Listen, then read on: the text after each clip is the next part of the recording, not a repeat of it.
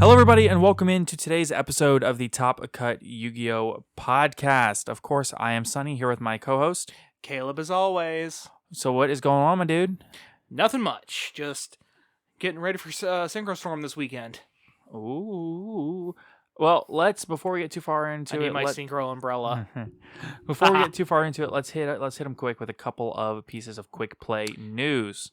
Yes. So first we have next month's OCG promo card. This is the V-Jump promo. Comes in the magazine. It's a generic water support card. We don't know the effect. We just know its name, which is Maiden of the Aqua. Oh, it's a retrain of can't think of that old girl's name. Old card. Probably a vanilla, right? No, yeah, she was a vanilla. Was it Aqua Maiden? Aqua Maiden, that's it. I feel like that one should kind of jump out at you. I couldn't remember if it was that, but then my brain kept going Aqua Mador, and I'm like, no, that's a different monster. I think there was an Aqua Maiden. Yeah. But anyway, yeah, we know nothing about the effect. We just know that it's a 4-star water monster. We don't even know stats. That's all we know. Shark support. Ooh ha ha. Yeah, we'll get to that later. Yeah. Next piece of quick play news is the Yu-Gi-Oh! Funko Pops have been revealed. These are to celebrate Yu-Gi-Oh!'s 25th anniversary. So the main generic ones that you can get pretty much anywhere you can buy Funkos, supposedly, are the Blue Eyes White Toon Blue Eyes White Dragon. It's got him coming out of the Toon of the so Toon world. Based, so cool. My Valentine, Yami Bakura, Silent Swordsman, and Pharaoh Atem. He's sitting on a little throne. It's amazing. It's got his little Millennium crown. Yes, very cool. If anybody wants to buy one of these for me and send it to me, I will accept this. This is very cool. Let's see. And then the more exclusive ones. You have the Target exclusive Stardust Dragon, the Hot Topic exclusive Blue Eyes Ultimate, and the GameStop exclusive Winged Dragon of Ra. Those are jumbo. They're big. Yeah, these are more expensive, but they are a little bit harder to find, and they are bigger. They're exclusive, so yeah. Mostly they're bigger. Yeah, they're I think one box of the jumbo ones can fit 4 to 6 of the regular sized ones. Yeah, they're a good bit bigger. So yeah. That'll do it for quick play news. Let's go ahead and do our Patreon shoutouts. Of course, we do want to extend a huge thank you to Austin Johnson, Mocha, aka Ace Micah, Myth Oceanus, Pig, Scuzz Daddy, Aaron Gardner, Adil Saeed, Anthony Lila, Mountain Man, Owen Alvarado, Jeremy Drysdale, Ray Powell, and our newest patron, Sunny Sweet. Thank you all so much for your support of the podcast. We could not do it without you. It means the world to us. And for those that are interested, we are live streaming this recording actually right now to our top 16 patrons. If you sign up at the top 16 tier, you get to tune in once a month to our live streams. So be sure to check that out if that is something you're interested in. We do want to go ahead and do a quick little plug to please follow us on Twitter at Top Cut Podcast and join our Discord server. You can always find a link to it somewhere. You can always, if you're on our Twitter, you can respond to our Twitter to get the link. We can send it to you. I think it's also pinned on our Twitter page, and it's also in the description below every episode, right? Oh yeah. Okay. So please be sure to do that.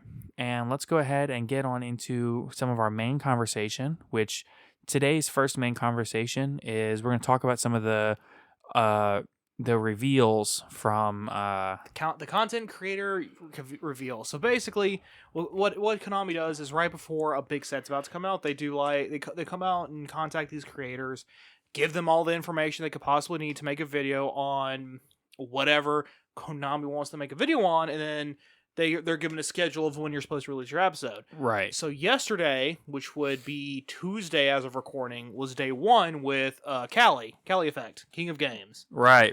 Yeah, where he actually revealed the Swordsoul Archtype, what their TCG names are, and their rarities. Right. So we do have some incredibly difficult names to get through here. So the first card we're going to talk about is Swordsoul of Mo Yi, which is a secret rare. You're going to notice a theme here, folks. Yeah, so the Mo Yi is the level 4 water one. Right. It's the main deck one. Right. Yeah. She does exactly the same as she did in the OC. Like all their effects are the exact same. just names really in rarities. Yeah, so Mo Yi is a secret. The other one, which was Swordsoul of Taya, is called Swordsoul of Taya, is either a common or a super. The main thing that you need to know about this particular strategy is that so Mo Yi and Taya are normal summons. They're level 4s, and when you normal summon them, you can activate an effect to get a token on your field. The token is a level 4 tuner. Sometimes it's level 6. Sometimes it is level 6. Or are they all level 4? I think it depends. Yeah, I don't exactly know what levels the tuners are, but there's level 4 and there's level 6 tuners, but the ones pumped out by Taya and Mo Yi are level 4 though. Okay. And then you have the Swordsoul Strategist Long Wan, which is a level 6 fire attribute monster, and he also pumps out a tuner. He has a way to special summon itself from his hand. You have to discard another Swordsoul monster. Or a worm. Or a worm. And he special summons your hand, and then you get a Swordsoul token. Okay, they're all level 4. Okay, cool. So that allows you to hit level 8 on the Synchros or level 10. Yeah, like you can hit 8 and 10. Right. Like that. Okay, cool. Yeah. So Long Wan is an ultra rare. Yeah. So then you have Swordsoul Auspice Chunjun. Chunjun is either a common or a super. We're not sure which yet. Yeah, he's the other level 6. Right. Let's see. Does he pump out a token? He does not pump out his own token. Okay, yeah, but I think he's still played. I think he's still pretty solid. Oh yeah. Let's see. After damage calculation, if a worm battles an opponent's monster not in the extra deck, destroy both that opponent's monster and this card. So he just pops extra deck monsters. Right. You can only use each of the following effects once per turn. During the main phase, quick effect, you can tribute a monster, special summon this card from your hand. If this card is sent to the graveyard as synchro material, you can target one card on the field in either graveyard, banish it. So if he gets used those. Yeah. So if he gets used as synchro material, you get to target banish something, which is neat. Yeah, it works. Yeah. Let's see. And then for the Synchros, you have the secret rare, level 8, Swordsoul Grandmaster Chi Zhao. He's level 8, and then the level 10 is Swordsoul Supreme Sovereign Qing Ying, who is the level 10. Okay. So, secret, ultra, secret, super or common, super or common. And then your primary, and then the spell card you want to run is, its TCG name is Swordsoul Emergence, which is Rhoda for Swordsoul. Pretty much, yeah. Add one Swordsoul monster from your deck to your hand, or if you control a Synchro, you can add a worm monster instead. So I guess, like, if you're running the 10 Ys, it gives you a little bit of versatility. Yeah. And then if this card is banished, you can target a Swordsoul monster or worm you control and increase or decrease its level by 1. So, like, if you banish it, it gives you a little bit of versatility to where you can decrease 1 level and maybe go into, like, a virtual world Shen or something along the lines. It only does 1. Yeah, so you can target the monster and decrease its level by 1, and Shen is level 9. So if you summon the level 6, you can decrease his level to 5, and then you have him and his level 4 tuner. And then you can Synchro 9 to make Shen. Oh, okay. Because Shen's generic. Okay, or you could also target the tuner, technically. Technically? Yeah, you technically could. And then Shen is also a worm, so there's like incidental synergy. Yeah. And then if you activate another one of these... Oh, you could also hit... Then he automatically banishes when you leave the field, so then you can... Yeah. Yeah. Oh, you could also hit level 7 Synchros with that, too. Yes, you could. Yeah. But, I mean, I can't think of any in particular off the top of my head outside of literally Black Rose Dragon. But I'm pretty sure there's better level 7s.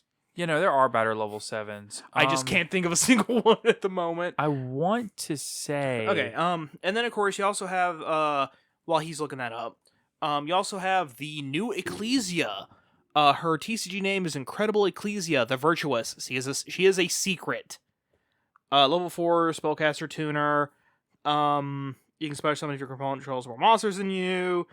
You can only special summon one once per turn. I was gonna say you can hit Yazi, but Yazi's banned, I think. So yeah, you have the Yang Zing. Yeah. During the main phase, tribute this card, special summon a Swordsoul or Fallen of Alabaz from your hand or deck. During the end phase, if fusion monster sent to your graveyard this turn, add this card from your graveyard to your hand. So she's Swordsoul adjacent. Wait, no, Yazi's not banned. I know one of the Yang Zing is banned.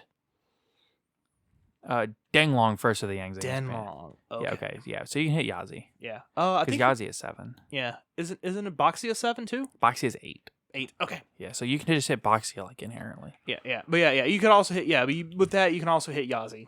I Right. guess. So like I said, Ecclesia is a secret. All the rest of the spells and traps are common.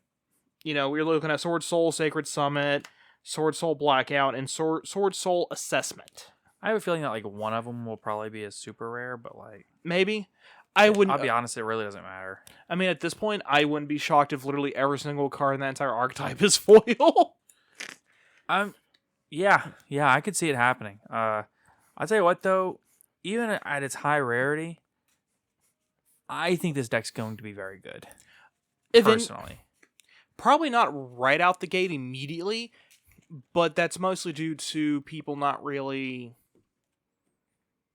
What's the word I'm looking for? I don't think the deck can necessarily compete with Drytron, Tri-Brigade, and Yeah. things we have right now. Yeah, but once those are out of the way, it's gonna absolutely curb stomp everything in its way. A lot of people think Fluwanderees might be up there as one of the better decks coming out, and it is. But personally, I view it as a little bit more format dependent. Oh, absolutely. It's because it's very weak to a lot of very common hand traps right now. Yeah, like normal summon Rabina, which is your combo start, is immediately shut down and ended by Effect Veiler, Infinite Impermanence, Ash Blossom, Right. Ghost Ogre. The deck hurts. There's a lot of things that hurt that deck. And if you don't have the follow through and the extender, it's really easy to shut the Fluwanderees deck down, in my opinion. Yeah. And I know that people's first thought is just run Cross-Out Designator, but the issue that you run into is that you have... Well, first off, what if your opponent has 2?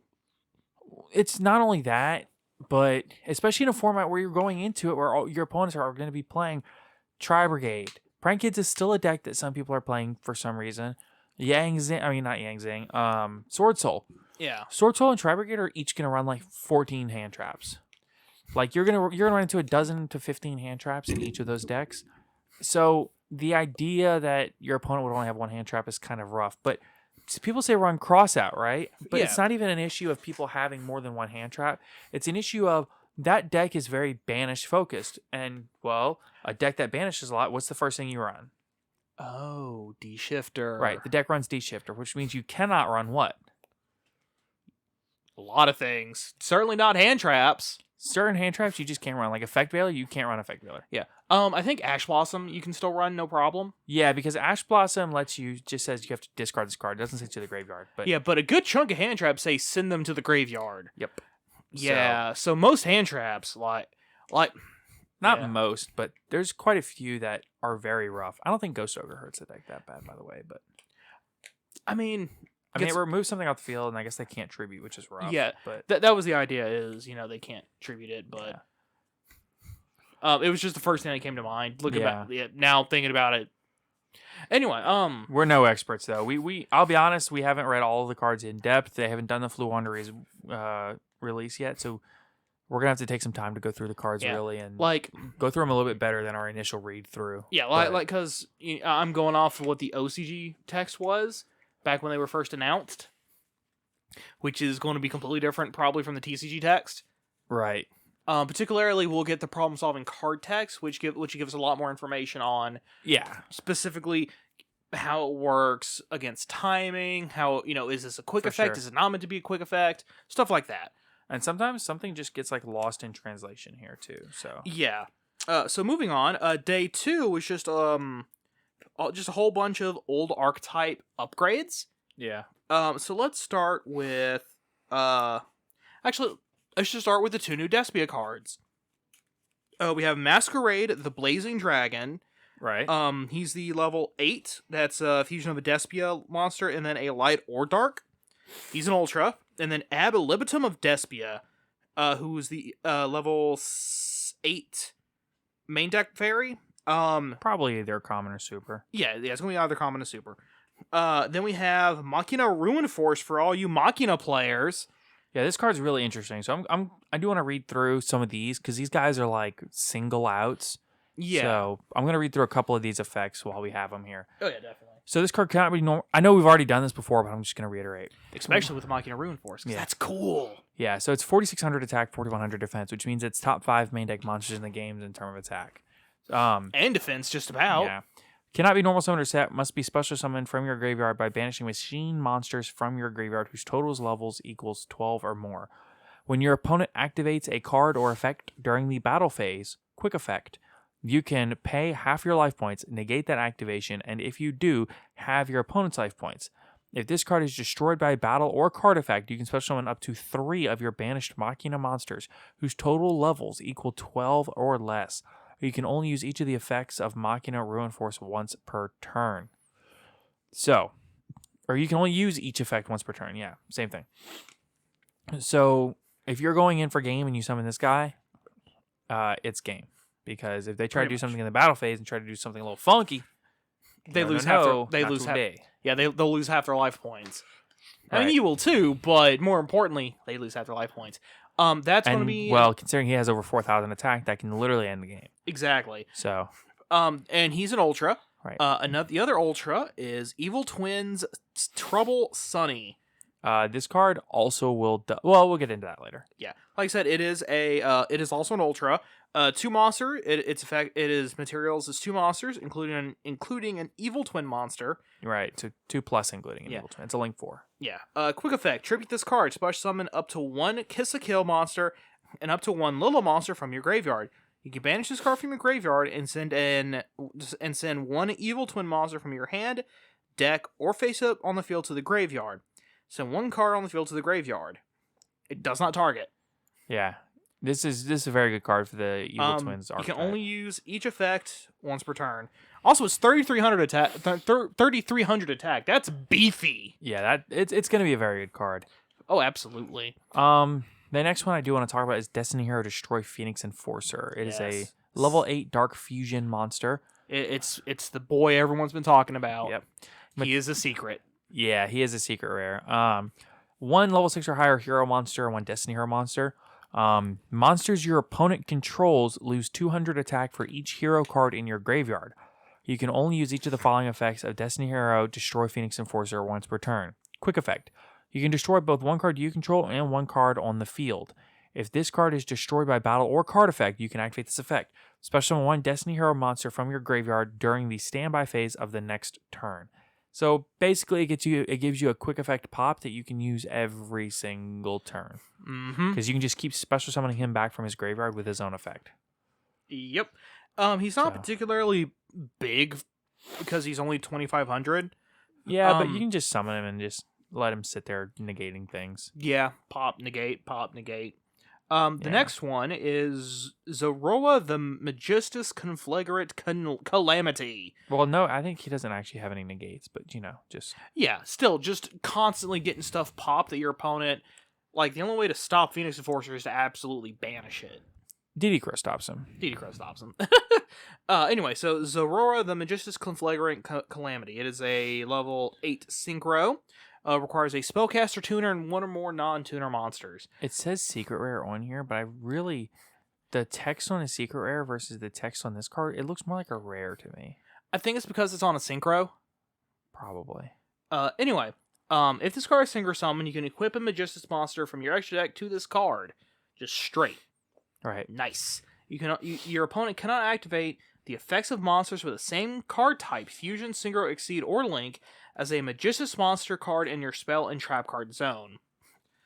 So just off that effect, if you know what deck your opponent's on and they only perform 1 type of summon, you make this guy and then equip that type of card, because Magistics have a card, extra deck monster for every single summoning type. Right, so you equip like a Synchro if your opponent's on Swordsoul and they can't do their Synchro summons. Yeah, or if they're in Tri Brigade, you equip like Artemis the Magistus Moon Maiden. Right, their Link monster. They can't shut off Revolt until they out it. Right. And they also can't make and that also means Tri Brigade can't make their number 1 out to stuff. Yeah. Because they got to Link summon it to it. Just for example, I mean, they can still like do Exceed plays then, unless you've somehow also equipped one of the Exceeds. But here's the thing, because of the way it's worded, it doesn't have to be equipped to him, it just has to be in your spell and trap guard zone for any reason. Right. Which is really cool. And it really is kind of cool. Yeah, and that's kind of what the whole Majestic deck is all about. So, continuing his effects, he's got more. If this card is in your graveyard, you can target a Majestic card you control, destroy it, and then special summon this card. Broken. Yep. And what I really like is he's like a dude who's like absorbed fire. Dude. What a dude. Yeah, he's just some dude who's absorbed Fire King High Avatar Garunix. So he's got like his wings and the crown thing he had. Right. Super cool looking. Let's see. And then lastly, we have Borreload Riot Dragon and his ritual spell card Heavy Interlock. So Borreload Riot is an ultra. Dragon ritual monster. He's dark like all the other Boro ones. You can ritual summon this card with Heavy Interlock. When your opponent special summons a monster, quick effect, negate the special summon. If you do, destroy the monsters, then destroy this card or one rocket monster you control. Very good. The only issue is that he's a ritual monster. This gives this means it's another toy for Dragon Link? No, not for Dragon Link, for Drytron. I guess, but it's kind of suboptimal to summon him. It absolutely is. There's better things to summon, but it does give them. Yeah, I mean they can summon an infinite infinite negates with Yeah, but it gives them something to fall back on should that ever get banned. That they still have a play to make. Yeah, I guess that's true. Granted, it only gives you one negate. It's cards in your graveyard. You can target a Borreload rocket monster in your graveyard. Show one card you control in your hand, and if you do, add the target to your hand.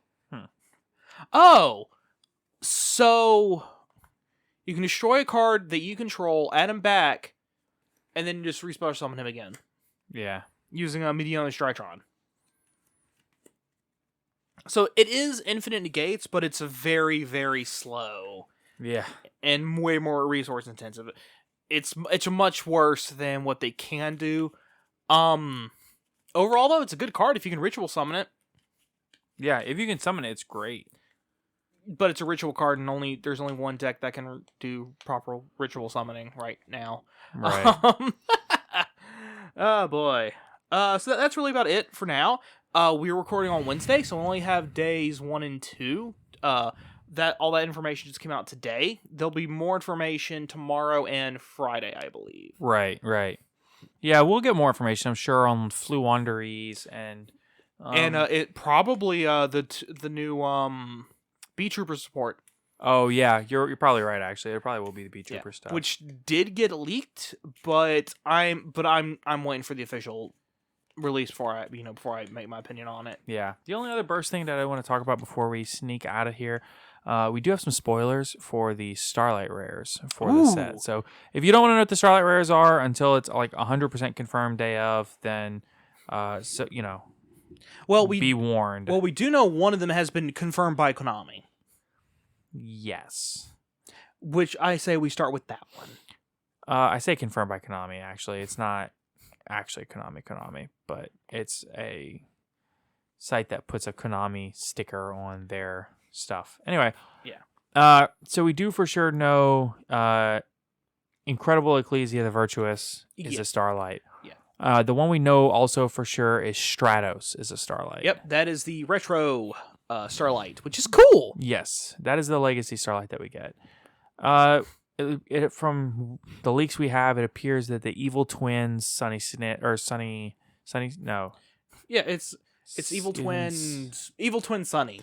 Yeah, the evil twins Link 4 is also going to be a Starlight, which I suspected as much due to literally every other one also being a Starlight, just about. Yeah. We have the Flu Wanderies level 10 water Impin bird. Whatever the big water bird. Yes. Yeah, if it's the water one, I think that's and something in Snowl. I thought that okay, that's not Impin. Flu Wanderies something and Snowl, like the snow owl one. That's the one. I can read the name.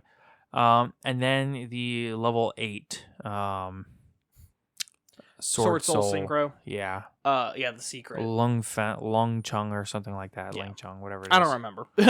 Yeah, we just read it. I already exited that tab. Yeah, we just read it a hot second ago, and now I don't remember. Yeah. Chi Zhao.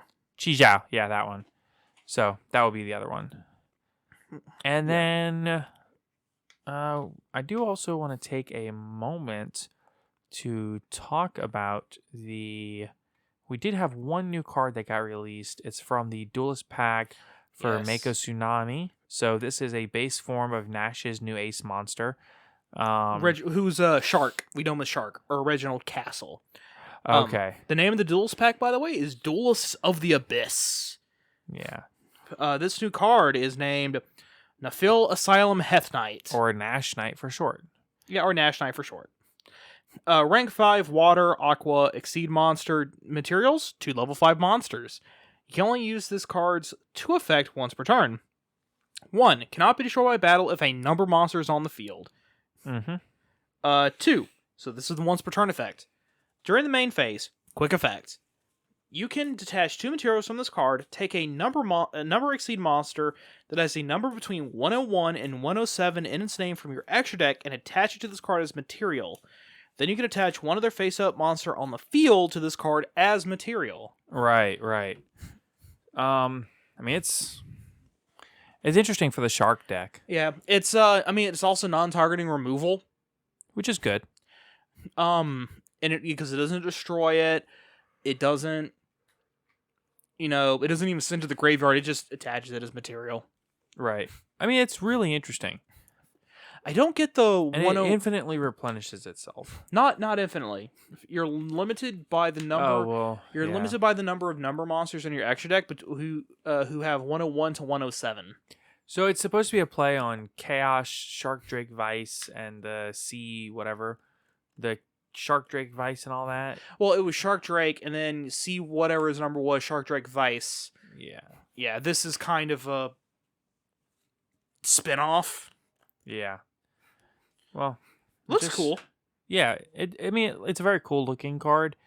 I just don't know that it'll actually see any play, even in Shark decks. They would probably play it if we also most likely weren't getting Stealth Kragan in there too.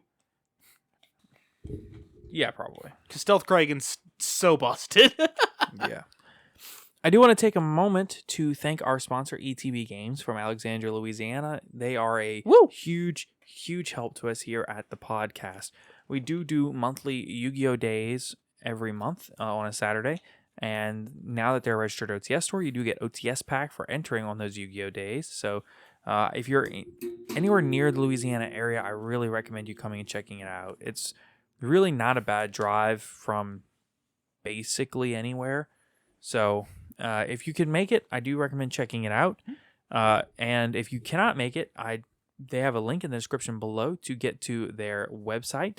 It is etbgames.com, where you can go on and order everything you need to play all the card games you love, as well as all of the tabletop games. Right. D&D, Pathfinder, etc. Warhammer, whatever. Yeah. They really are a wonderful resource to get into basically whatever you need to get into. So thank you again to ETB Games, and please check them out. So, speaking of card shops and shopping and talking about things like that, I do want to take also a minute to show that I want to talk about the product release calendar. So, back at the end of September, we had the 2021 Ten of Ancient Battles, which released. And then October, here about a week ago, we had the Cyber Strike structure deck that came out, which had the Imperm reprint. Yep, really nice. Yes. Overall, cool deck. I really like the design. I really like the strategy that the deck employs. It's just not very good. It's not particularly good, but it's fun. Right. It's best used if you're going into a tournament with your friends and you're all just using structure decks. Right. So, do be sure to check that out. We do have this weekend releasing on October 28th. That will be Legendary Duelist Synchro Storm. So it doesn't release until the 28th, which is Next week. next Thursday. But I think you can do pre-releases and things of that sort this weekend at your local OTSs. Yep. So your local OTS, check with them. They might be doing a pre-release tournament or something of the sort. Yeah, or bare minimum letting you buy the product early. Yeah, so be sure to check with your local OTSs and check that out. And then in November, just in the coming weeks, on November the 4th is when Burst of Destiny releases. That's just 1 week after Synchro Storm. Exactly 1 week. It's rough. So I know that some places are doing their case tournaments for Burst of Destiny Halloween weekend. So if that's something that you're going to be looking at, again, check with your local OTS, see when they're doing the early product release for that.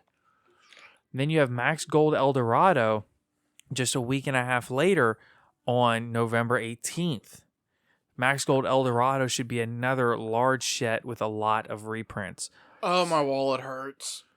Yeah, it really is a lot to take in. And then if you look at it just on December the 2nd, another 2 weeks later, you have Brothers of Legend releasing. And we still don't even have any information on Eldorado or Brothers of Legend. Okay, we have more information about Brothers of Legend than we have for Eldorado. Yeah, we don't know anything for Eldorado other than there's going to be an Eldorado, and it will have House Dragonmaid and Masquerade. And Nightmare Unicorn. Altart Masquerade. Not House Dragonmaid, Chamber Dragonmaid. Yeah, Chamber. Yeah, regular art Chamber Dragonmaid. Then Altart, Nightmare Unicorn, Altart, IP Masquerade. Super cool. Brothers of Legend, we know it'll have the Cerebros in it. And that's about it. The Cerebro and it'll have Forbidden Droplet. And Forbidden Droplet and Curry Babylon. Right. So and some other generic Karibo support, which is why Kariborns are kind of expensive right now. Yeah, it's worth being aware of for sure, but the deck's not good, so don't be too worried about the Karibo stuff coming and then just and then impacting the meta. I mean, it's a rank 1 spam. You know what that means, right? Oh, that they can just make the Lyrillist cards and then go into Zeus? Go into a big stack Zeus. Zeus Turbo. Actually, yeah. They could very easily make a 6-stack Zeus with 1 card. I mean, they could technically do it, yeah. I mean, but is a 6-stack Zeus good enough? I mean, it's pretty good. It's pretty good, yeah. So. And, depending upon what cards in their hand, I could... Well, no, they don't have... They wouldn't have access... No, if they could pump out 2 of the Lyrillist monsters, they could also run Lyrillist Bird Call? Not Bird Call. Bird Sanctuary. Oh, yeah. And make like a 12-stack Zeus. So, which is stupid. Just to be clear, the next set releasing on October the 28th is Legendary Duelist Synchro Storm.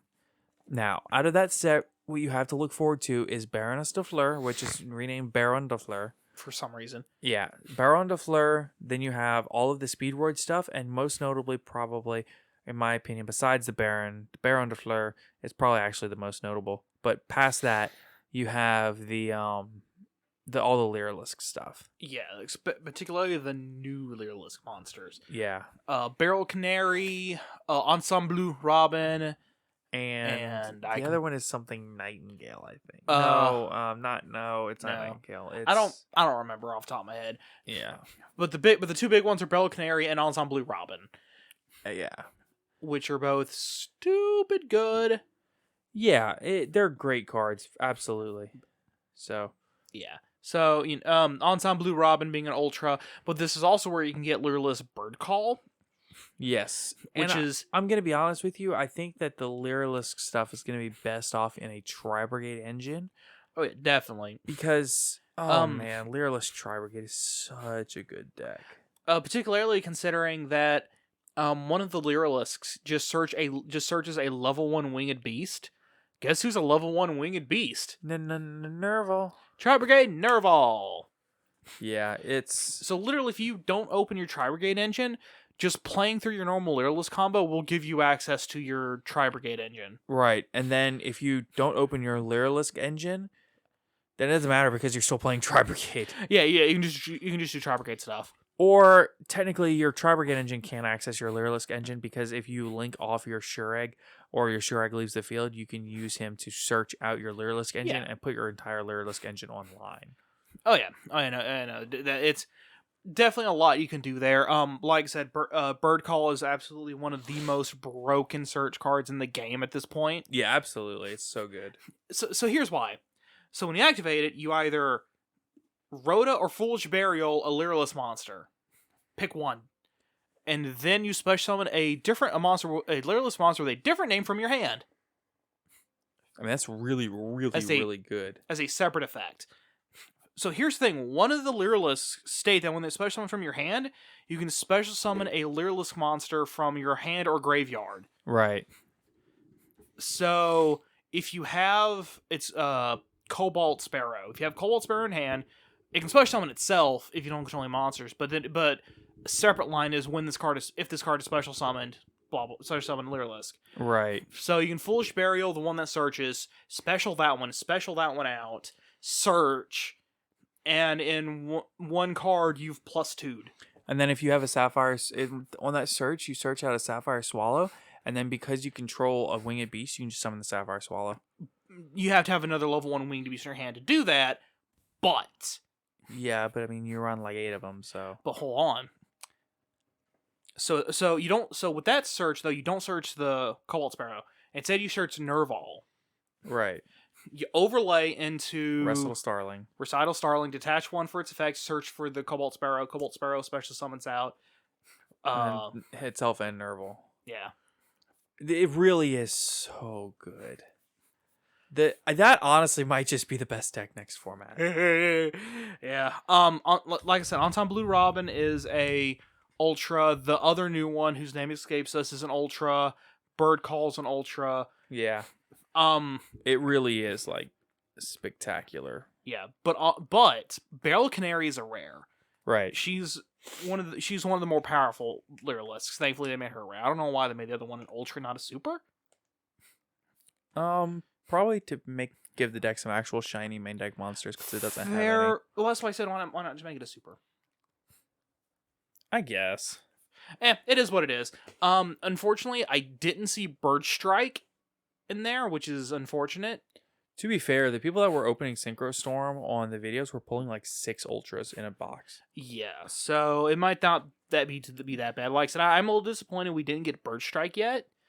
So what Lyrilless Bird Strike is that if you control a Lyrilless monster, just negate all your opponent's monsters.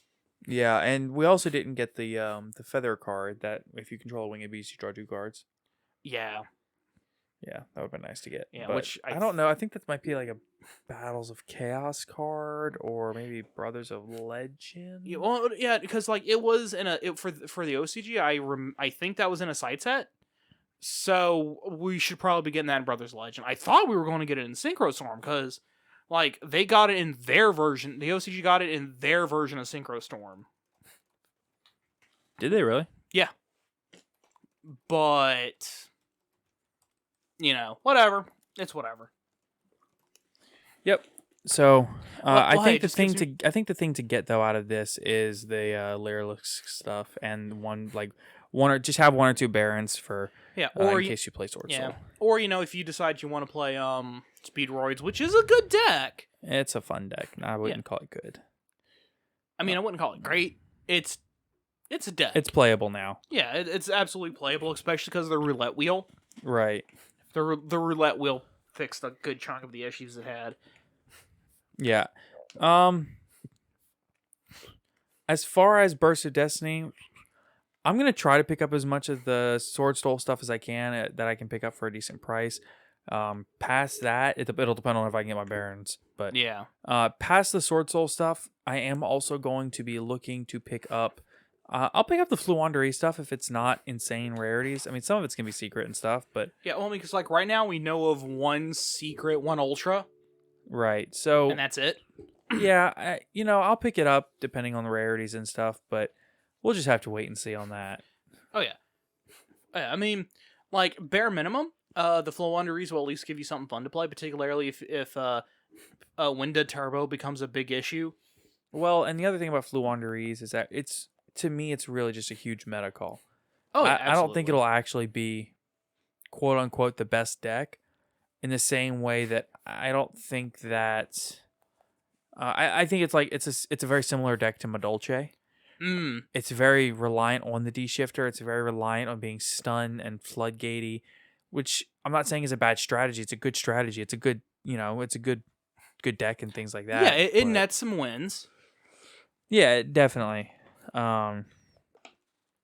But yeah, it's I don't know. I don't know about the deck. I'm not too confident in it, but I mean, a deck that can just macro your opponent at any time is really good and tribute your opponent's monsters and it got Rise. I mean, it's good. Max Gold Eldorado. I don't know what I'm gonna be looking for here. I might pick up Chambers just to have them. But Yeah, I mean because if you already have an Nightmare Unicorn, if you just want one that isn't a rare, right. here's your chance. I'm getting it for the IP Masquerade because I really like the alt art. Yeah. That's my big reason for getting it right now. Because like I said, all we know is those 3 cards. Yeah. I'll be out of Barter's Legend. The only card I'm looking for is Forbidden Droplet. I might try to dump my secrets for because I think they're like 160 right now, and just go ahead and dump them now and pick up probably an Ultra. I think maybe. Nah, they could definitely reprint it as a secret. Fair enough. Another secret printing. Yeah. Ooh, maybe a parallel secret this time. Yeah, I mean they're 150 right now, so. Oh, hold on. You know what would be absolutely chaotic of Konami? What? Printing it as a common. No shot. No shot. There is no shot at that. But if they did, that would be absolute utter chaos. I'm down. Along the lines of errating Alistair the Invoker into a Gemini monster. That'll never get old. So we do have the next major bit of news is they have announced a new remote duel YCS. It will be taking it'll be taking place December 11th and 12th. So mark that weekend off on your calendars. It's interesting. I'm excited. I'm really excited about this. Oh yeah.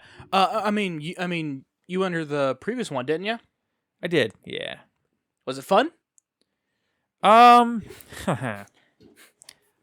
had a good time. I didn't get to enter, or I only entered the main event for a couple of days because I had for a couple of rounds because I had actual family coming in town. Yeah. But I had fun when I played. Yeah. So I won a side event, which was cool. That yeah. Oh yeah. I mean overall, yeah. Overall, it's definitely gonna be fun. It's the best we got right now at the moment. I mean until later. Yeah. You want to tell them? Yeah, sure. We can go ahead and jump on into it. So we got an update from Konami saying that the Yu-Gi-Oh! TCG is all about dueling, and the best way to duel is to compete in events. Players of all ages and skill levels can compete together in tournaments to make new friends, see new cards, and show off their best strategies. There's no better way to experience the Yu-Gi-Oh! Trading card game than to compete in events with your friends. There are events for every type of duelist, blah, blah, blah, from small tournaments at your local store to massive international events where the top duelists go around the world to play for big prizes. No matter what type of event you're playing, you'll always get prizes for taking part, and nobody goes home empty-handed. Well, we have an announcement. That's actually, wait, what am I doing? That is not the correct announcement.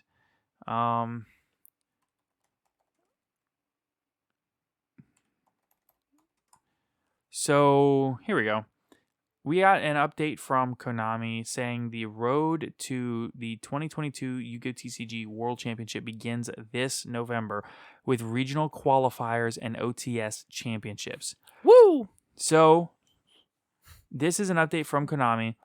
They have a picture of in their tweet of the Floowanderees cards on a World Championship Qualifier Regional 2022 playmat, as well as a nice purple regional World Championship qualifier deck box. Very nice. So what it is essentially this is the return of regional play. They haven't made it super clear if it is a regional remote duel events or if it's live in-person events, but I'm thinking that it should be live in-person events. We'll have to wait and, see a little bit closer to when that actually comes out, but that's what we got. It's better than nothing, in my opinion. Right. Gives us something to look forward to in the future. I agree. I do think that it is time to return to in-person play. Safely. Yeah, that's the main thing, in my opinion, is that it's done safely. I do think that we'll have to be very careful and we've been very patient, but I think everybody's ready to return. I think that they should require masks at the events. I think that they should have hand washing stations in regular locations. They should provide maybe hand sanitizer, and they should do everything safely. But I'm ready for in-person play. I think I am, and I think most duelists are. So, at least I haven't seen anything. I saw some places announcing. I know that Tatsum announced on his Twitter that his store was going to be hosting a regional. Ooh. Yeah. So, yep, they said they're organizing their regional on the 30th of January, 2022. So, okay. It's exciting. Oh yeah, definitely something else to look forward to for that weird gray area in between Christmas and New Year's. Yeah. I think that I don't know. I don't really know how to take a lot of this, and I don't really know how to react to a lot of this, because while I'm super excited and I really want these to be back, I still am a little bit hesitant. I'm a little bit worried. Mm-hmm. But like I said, I do think it's time. I think the people are ready. The game is ready, and I think that everybody wants this. So, how do you feel about it? Very same as you just said. Very hesitant, but also tentatively excited. Right. Very, very tentatively. The tentativeness is palpable. Yeah, for sure. I'm just saying silly words now. Understandable. But yeah, no, like I said, the return to play is going to be real fun once we actually get there. The mat looks beautiful. The deck box looks super nice. Here's hoping I can actually win one. Yeah, I hope that I can top any one of these regional events. I'm looking forward to them coming back as soon as possible. Yeah, I mean, I'll probably top whenever the Burning Abyss freezes over. Yeah, there you go. Whenever the Burning Abyss freezes over, like that. I think that, like I said, I think that most people are ready for events to come back. I know I am, and I can't say it any other way. I'm excited. But I wanted to ask you, Caleb, what do you think is going to be the best deck moving forward into the new format post Burst of Destiny? How do you think the format will structure and shape up? Okay, so I'm thinking that we're going to be seeing a lot of Tri-Brigade, but I think Lyreless Tri-Brigade is probably going to become one of the more ran build. Whether or not it's the best build remains to be seen. Particularly with all the new Lyreless stuff, because the Lyreless engine does have a higher power ceiling than like a Zoo engine, but it's less consistent. If that makes sense. Yeah. Particularly if you do opt to run a more Lyreless heavy build, it is feasibly possible for you to pump out a 12-stack Zeus. In theory. But that's right. That's opening a very specific hand. I can't tell you what that hand is. All I know is it would require you opening the the Lyreless Bird Sanctuary, because then you make 2 of the rank 1 exceeds with 5 materials, which you make the first one your extra monster zone, pump out 5 more monsters, next one. Then effective, you do your battle so you can overlay into Zeus. Effective bird call to overlay the 2 exceeds on top of each other to make one big 11 stack Ensemble Blue Robin or Assembled Nightingale or whatever, and then Zeus on top of that. Which I think is just hilarious that you could theoretically pull it off. I think it's interesting. If you're sitting there dueling someone, they're going through this big Lyreless combo, and they end their board with a 12-stack Zeus. Yeah, it's just a thick pile of cards underneath the Zeus. Just a thick pile of cards with 2 C's. But no. I got curious, and I sat there and stacked 12 cards on top of each other and put my Zeus on top. There was enough space underneath for me to put my finger underneath. Now I was having the cards sideways and the Zeus on top of them parallel. Or, no, perpendicular. Yeah. To make a little cross section. And there's enough space underneath for me to put my finger underneath the Zeus. Mm-hmm. It was hilarious. But yeah, I'm thinking that's probably going to be the best deck probably until the next ban list. If they hit it hard. And then of course you're still going to be seeing your Drytron, you're still going to be seeing Virtual World. You're going to see Swordsoul because you're going to have those people. I think Swordsoul is going to be best after the next ban list, but continue. Yeah, after the next ban, but we're not talking about after the next ban list. We're talking about after BODE. That's fair. You're going to be seeing Swordsoul because you're going to have the people who are like, "Hey, I drop all this money to build the deck. I'm going to run it." That'll be me. Yeah, which you know what? More power to you. No. Here's the thing. 3 weeks after that set drops and it's not doing anything in high-level play, that's when I'm going to buy the deck. Ooh, good point, because then everything's going to be at its cheapest, and then the ban list comes out. And then the YCS comes out and 3 of them top, and then everybody wants to play it. Yeah. Oh, then the core goes... Stonks happen. Stonks will happen. True. Anyway. Actually, a fun fact about the word stonks, I learned it's a real word. Stonks? Yeah. Is it? Yeah. It's a it is a World War II term for a specific type of grenade that they launch out of tanks. Huh.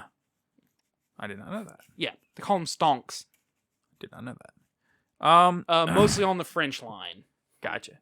I do want to take a moment to acknowledge the podcast question of the day from last episode. Read off some of the answers, as well as... Good answers. Very. As well as take a moment to ask our new podcast question of the day. So, the last podcast question of the day is, what is a deck you've always wanted to learn or play, but have not gotten around to? So we had some really great replies here. Tri-Brigade Melfi. I love that reply. I want to try Tri-Brigade Melfi so bad, but I haven't gotten around to it. I just don't feel like ordering all the Melfi stuff. It's not expensive, but it's a lot of cards, and It's a lot of waiting. Yeah, I just don't want to wait. Like, if someone is like, hey, here's all the Melfi stuff you needed. Right. But Melfi is one of those archetypes that people just didn't bother, just kind of threw in their bulk, and it's just sitting there in their bulk at home. So nobody has them on them. They always have them at home. Yeah. Oh no, I clicked off of it. Okay, sorry. Tri-Brigade Melfi is cool. Plant, Link, and Thunder Dragons. And we have actually another Thunder Dragon reply higher up. I think Plant Link is kind of a cool concept.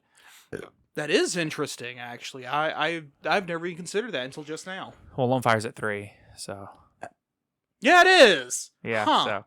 So... Thunder Dragon, a couple of Thunder Dragon comments. Tunes are very based. I like tunes a lot. The problem is they're bad. Yeah. I mean, they have bad inboards. In fact, they just don't have a combo end board. It's more like a control. But yeah, I know what you mean. Yeah. Naturia, I like plants. They are plants, therefore I want to play them. Fair. Sunseed / Plant Link again. Plant Link seems to be popular. Sun Avalon. Yeah. Yeah, okay, cool. Sylvan / Marmel Atlanteans. Boy, do we have a 2014 format for you. Yeah. Ritual Beast. Very cool. Ritual Beasts are actually very cool. Very high rarity archetype, very cheap. Are they high rarity? Yeah, they're all like super and ultras. Super ultra and secrets. I did not know that. DDD. DDD is very, very based. Oh yeah, no, especially with all the stuff the OCG's getting for DDD. Yeah, it's literally the only it's the only pendulum deck I'll ever put any respect on their name. Oh yeah, and I don't even consider it a pendulum deck. I consider it just like a special deck. Well, it does pendulum summon, but it doesn't live or die by the pendulum summon. Right. We have some other replies in the Discord server. A 3-access Dragon Link style thing. I think that's very cool. Altergeist and Fluffle. Fluffle's very based. MIT. Cool.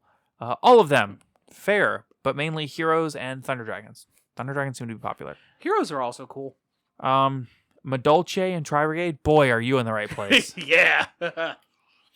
Another Thunder Dragon reply. Virtual World and PK. Fair. Vanilla E Heroes or Neos Heroes. Fun, but bad. Yeah. That's casual night. Yeah, very casual. But Despia had a couple of Despia replies. And an Albaz deck. And good news, there's a deck coming just for you. Yep, structure deck with 5 tokens. Yeah. And then like the 5 tokens aren't nothing in the deck generates tokens. They're just there for lore.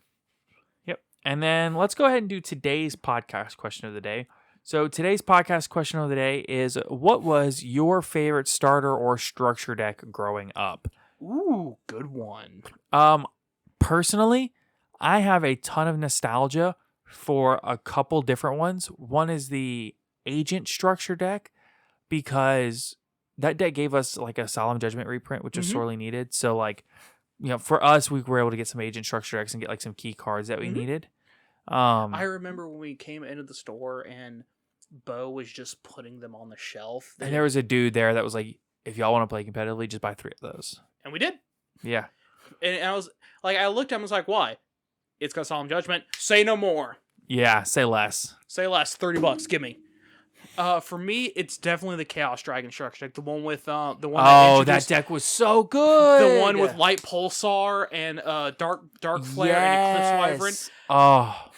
Well, listen, when that came out, I bought 3 of them. Yeah, that was a top in a box. That deck would top right out of the box. That deck was so good. And hold on, people at the time were telling me, "Why did you buy that? It's not worth it. It's terrible." The next week, literally a week later, it was topping YCSs. No. I was there, and I literally first round I went activate Future Fusion, and the dude just scooped. Yeah, went to game 2. Didn't even bother continuing because I just so happened to have a 5-headed dragon. Yeah, that and 5-headed dragon was wild in that deck. Just because I just happened to have 5-headed dragon and Future Fusion, and I had 5-headed dragon because of my terrible dragon deck. From back when in the gap. Yeah, from back when we went from when we decided to go from kitchen table to competitive. Yeah. It's pretty cool. The other ones that I really remember very fondly are actually, do you remember like 2005-ish? They had the water structure deck that and had the fire, with the Neo Daedalus. Yes. Yep. Ocean Dragon King Neo Daedalus or something. It was like Ocean Dragon Lord Neo Daedalus. Yeah. Daedalus. Yeah. Daedalus. Yeah. It was Ocean Dragon Lord Neo Daedalus. And like I think Great Flame Emperor or something. Yeah. Like Great Flame Emperor Pyrotex or something like that. Yeah. I don't know. Pyrotex was the Elemental Lord for the fire. Yeah. That was the Fire Dino. No. Was it a Dino? I thought it was the Elemental Lord like Windrose and Grand Soil. Yeah, but it was a dino. Oh, was it? Yeah, Windrose was a winged beast. Grand Soil was a beast warrior, if I remember correctly. I thought it was a rock. And Mulan Glacia was a sea serpent.